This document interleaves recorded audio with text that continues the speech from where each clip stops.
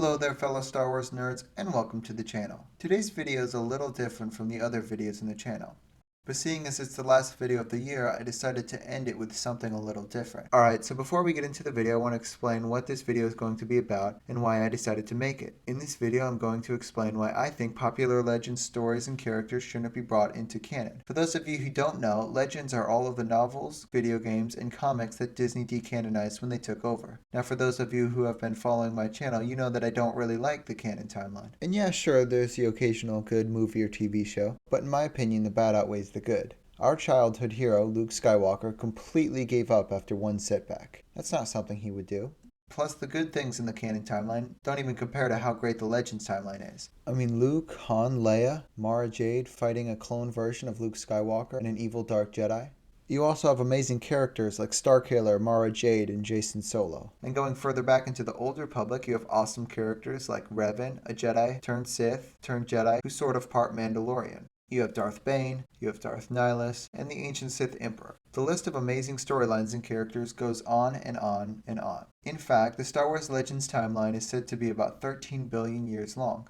Now, I'm sure some of you are probably thinking, well, okay, why not just add some of the Legends characters and plots into canon if they're so amazing? Wouldn't that make canon as amazing as Legends? Now, I used to think like that. I used to think that if canon would only use Legends storylines and plots, that Star Wars could be saved and everything would be perfect. However, I then came to realize that this is not possible, and in this video, I'm going to tell you why. So there are many reasons why I think that adding popular Legends characters and storylines into canon wouldn't fix everything, and it can all boil down to the current canon. Let me explain. If you were to take, say, the storyline from the Thrawn trilogy, one of the most popular storylines amongst hardcore Star Wars fans, and try to add it into the current canon, you would run into several problems. First of all, the way Disney has set Star Wars up right now, you would need to add several characters into the plot in order to not contradict what has already happened in their timeline. Ezra Bridger is a great example of this. In Disney's canon, when we last saw him, he was shot off with Thrawn into who knows where. And as those of you who have read the Thrawn trilogy know, Thrawn is the main antagonist of those books. So you would have to add Ezra in, which would definitely complicate things, especially with the Dark Jedi Jorah C'baoth that Thrawn allies with to fight the Republic. It wouldn't really make sense for them both to be there if Ezra is there.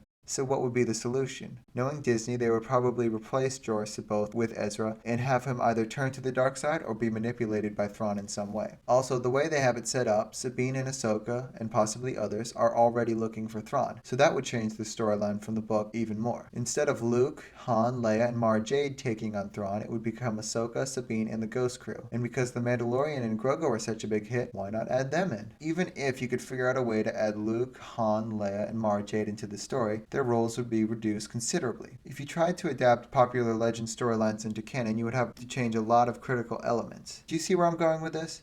Another problem you face with current canon is the sequels. Many, if not most, Star Wars fans were upset about how certain characters and things played out in the sequel trilogy. Han has apparently had no character development. Luke is a weak old man who gave up after one setback. I could go on, but I won't because there have been hundreds of videos talking about the flaws in the sequels. But the point I'm trying to make is that even if you could create good stories, everything would still have to lead to the sequels. We sort of saw this in the Book of Boba Fett with Luke kind of acting a little different. He was kind of doubting himself and doubting the Jedi Order. Now, the same thing about trying to add plots from Legends also applies with characters. For example, let's take a look at Starkiller. Starkiller from The Force Unleashed 1 and 2 was the secret apprentice of Vader. Vader was going to use him to overthrow the Emperor. Starkiller is an extremely powerful character. He's able to use the Force to move Star Destroyers and cause them to crash. He's really cool. It has been said that Starkiller is basically like if Luke Skywalker was trained by Vader. He's an awesome character. I've seen some people say that they want him to be brought into canon. However, the way things are set up in canon, Starkiller would have to be an Inquisitor. And as I'm sure many of you know, the Inquisitors are not very powerful. Vader and Palpatine had made it so that they were strong enough to be able to fight scattered Jedi together with other Inquisitors, but not strong enough to become Sith. Canon Starkiller would be nerfed and be nothing like how he is in Legends. We've seen this happen with Thrawn in Rebels. Grand Admiral Thrawn, arguably the smartest and most critical thinker in the galaxy to ever exist, was outsmarted by Ezra Bridger. Twice.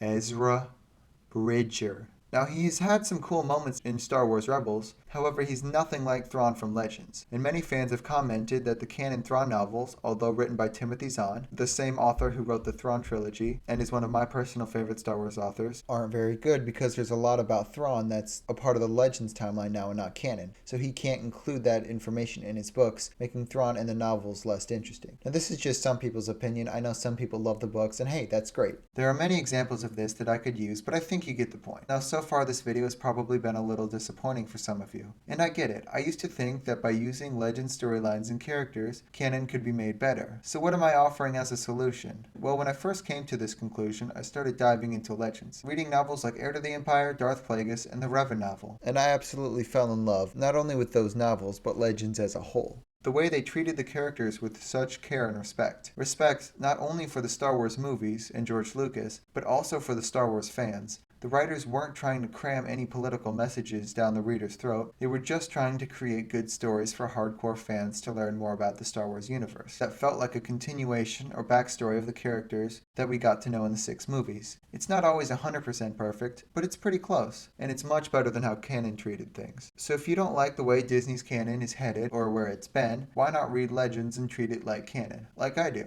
There's no reason not to. There are 155 novels, dozens of video games, and a ton of comics. Most of them are really, really good. Now some people don't mind canon so much, which is totally fine. This video is made for people who think that Legend stories and characters will fix canon. If you want to just enjoy canon, go ahead. You could also just enjoy stories that are part of Legends and canon. For instance, there's nothing wrong with liking Andor and watching it, but also playing Knights of the Old Republic. Some people can do that. That's totally fine. Me personally, I can't watch anything or read anything from canon without thinking about what they did to Luke Skywalker.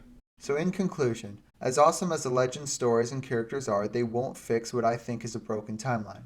I believe Legend storylines and canon storylines should stay separate. If you agree with me and want to learn more about the Legends universe, why not subscribe? I have a lot of videos planned for this upcoming year. Also, if you want me to make a video about something you want to know more about in Legends, let me know in the comments down below. That's all for today. May the Force be with you.